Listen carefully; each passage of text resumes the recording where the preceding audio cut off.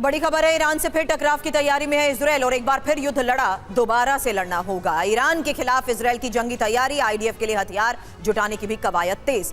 Israeli रक्षा मंत्रालय ने इस बारे में और क्या क्या जानकारी दी है, इस बारे में डिटेल इंफॉर्मेशन। उससे पहले ये साफ कर दिया इजरायल ने कि किस तरीके से अब आईडीएफ के लिए हथियार जुटाने की कवायद तेज हो चुकी है। यानी ईरान के खिलाफ इजरायल की जंगी तैयारी को लेकर खबर बड़ी है, क्योंकि एक बार फिर युद्ध लड़ा, दोबारा से लड़ना होगा और ईरान से फिर हमले की तैयारी में कैसे है इजरायल, इस बारे में आपके सामने इंफॉर्मेशन। क्योंकि टकराव की इसी तैयारी को लेकर साफ है कि अब अगले ऑपरेशन के लिए भी आईडीएफ मुस्तैद है। हथियार जुटाने की कवायद तेज हो चुकी है, एयर डिफेंस सिस्टम को मजबूत किया जा रहा है, एयर पावर पर विशेष ध्यान दिया जा रहा है। ईरान में इंटेलिजेंस ऑपरेशन और तेजी से जिस तरीके से बॉम्ब शेल्टर बन रहे हैं, ईरान से खतरा अभी भी बरकरार है, इसीलिए ये जरूरी भी है। और परमाणु प्रोग्राम ईरान जारी रखेगा, ये बात वो पहले ही साफ कर चुका है। ऐसे में महेश सचदेव सर, क्या इस ऑपरेशन के बाद आपको लगता है कि कुछ वक्त के लिए टाइम बाय करने की कोशिश की गई है, ये देखते हुए कि अगला ऑपरेशन किस स्तर से अंजाम दिया जाए? ये बात इसलिए क्योंकि पहले स्तर में आपने टॉप लीडरशिप को हटा दिया, आपने न्यूक्लियर साइट्स को नुकसान पहुंचा दिया, आपने इस मिशन में जुटे साइंटिस्ट को उड़ा दिया।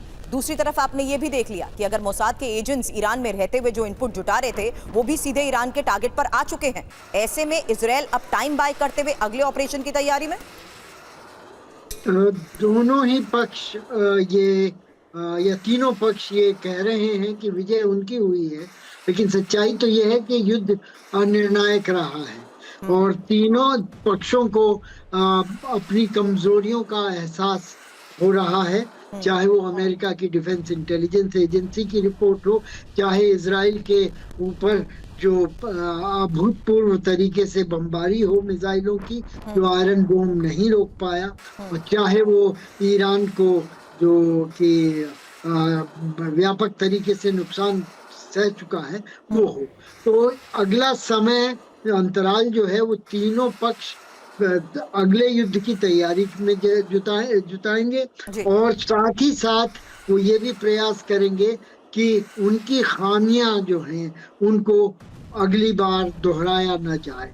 और इसमें संशय ये उठता है कि अगला युद्ध इससे भी ज्यादा व्यापक और तीव्र होगा। बिल्कुल सर। और इसमें आखिरी दम तक इंतजार नहीं किया जाएगा कि आखिरी वक्त पर ही हमला, जब पहले हमले विफल हो जाएंगे तब दूसरा हमला और व्यापक हमला या गहरा हमला किया जाएगा।